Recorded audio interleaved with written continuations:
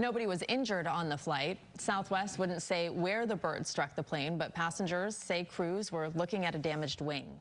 Well, thanks in part to a newish feature on iPhones, a group of 3 people were rescued Christmas night in a rural part of Colorado. The 3 were visiting from out of state when they got stuck in an area with no cell service. Well, thankfully, they were able to use the iPhone's SOS feature to call for help. And that's when a volunteer team came in and rescued the 3. It's entirely a game changer. It's a really cool resource that people haven't, this is one of the few that we've had using the panic on the phone so far. It took the rescue crew hours to get to the group. They say some of them were starting to show signs of altitude sickness, but we're definitely thankful smartphones came in handy to help in emergencies like this one. Kcal News Mornings at 9 starts right now.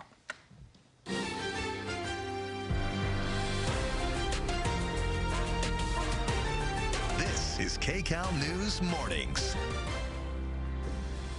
An early morning tragedy in Boyle Heights. Flames tore through a house with people inside. What we're learning this morning. The surf and tide are high and warnings are up along our coast. Some beaches now hitting one of the most critical time periods. We'll have a live report. And if you traveled by air over Christmas weekend, you may have noticed something very different that many didn't expect. We're going to point out what it is. And taking a live look outside on this hazy Thursday, as Rachel points out, the last one of 2023. That's right. Crazy. Beautiful out there, though. You're watching Kcal News Mornings at 9, and today is Thursday, December 28th. I'm Rudy Shabazi. And I'm Rachel Kim, and for Jamie Yukis, thank you so much for joining us. And as always, Paul Kalina here to bring your weather and traffic. I think the big story, of course, today are the beaches, Paul. Beaches, we love them. They're beautiful. Today may not be the day to visit. You know, we're going to have cameras there. Just watch TV and keep a good minimum safe distance. Waves are running as high as 18 feet. That is no joke. That's about 12 feet above your head if you're 6 feet tall. That's a significant wave, and they just keep coming and coming and coming for like 3 straight days. Now, combine the rough surf with the fact that we have a full moon and high tides run a little bit higher. When we have a full moon, beach erosion is a concern. That's why if you live near the beach, you may have seen your local community putting up that sand berm to try to minimize the damage. 18 feet, that's as high as a 2-story house.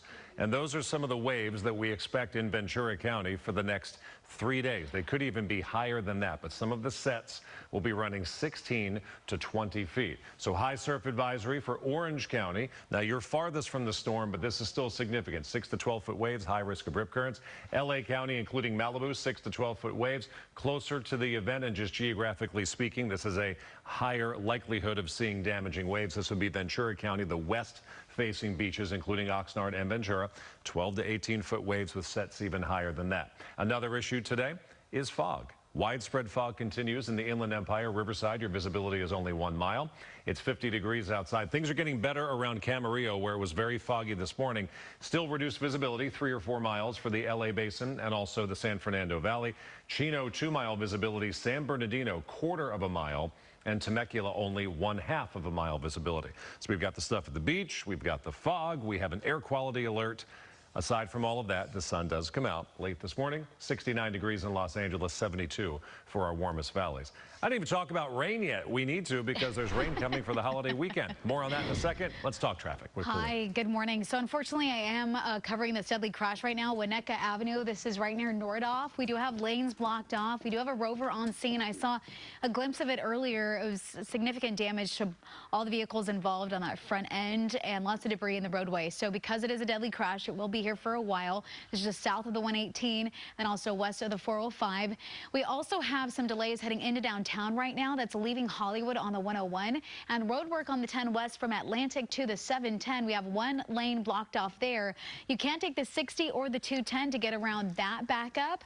And then I do want to remind you about New Year's Eve travel congestion happening today and tomorrow. This all according to AAA. Between 2 p.m. and 8 p.m. we should see more people on the roadway heading through those specific arteries like the Grapevine, the 15 to Las Vegas, the 5 to San Diego as well. And I'll be watching all of it for you for the next couple days. Rudabeh, back to you.